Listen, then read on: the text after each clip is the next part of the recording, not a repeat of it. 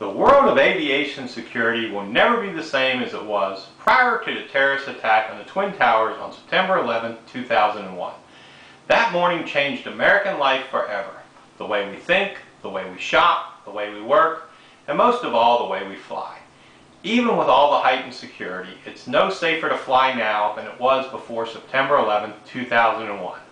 The world as we knew it changed at 8:45 a.m. September 11, 2001. That fateful morning, the world of aviation security as we knew it changed forever. This served as a wake-up call for all America. It was not the first time terrorists have attacked us. Our planes have been hijacked before. Our embassies have been bombed. This was, however, the attack that woke us up. It also made us realize how ineffective our aviation security was. This had to change. The Twin Towers were not the first aviation terrorist activity. They were the one we will remember. They were the one that brought the country together. They were our wake-up call, Stolowitz 2004. The TSA has an almost impossible job.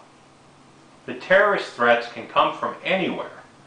Some are easy to spot, and an X-ray machine will find them. Others are hidden, not just in a better hiding place, but in a totally different type of aircraft. The types of threats. Some threats are more obvious. These are the ones the TSA focus on. Cargo planes, for example, have little or no regulations from the TSA. No comprehensive security plan has been developed by the FAA or the TSA for cargo planes, Stolowitz 2003.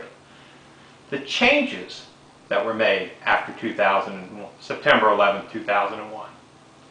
Security checks have almost a 12-minute wait time. Transportation Security Administration, 2006. This is a picture of a line of people going through the security 12-minute wait. Looks like longer than 12 minutes to me, but I'm only going by what the TSA says. The TSA also has now a full body scan, and it's just short of porn. As we go through security, we have to take off our shoes, our belts, our outerwear, such as coats, before even being allowed into restricted areas of airports. This is a photo of a woman putting herself back together again after she's had to go through security. You have to take off anything that might set off an alarm. In summary, September 11th was a wake-up call for American aviation. All threats are not obvious and regulated. We must go through more security checks and endure longer lines. In conclusion, we're spending $6.5 billion a year on aviation security. White House Office of Management and Budget, 2008. We need to focus on better TSA training. The United States, our TSA agents are so poorly trained that this summer more than half of a group tested on recognizing explosives and other banned devices failed. Quinlan, 2006. We have some great technology. We just need the agents properly trained to spot and stop potential terrorists.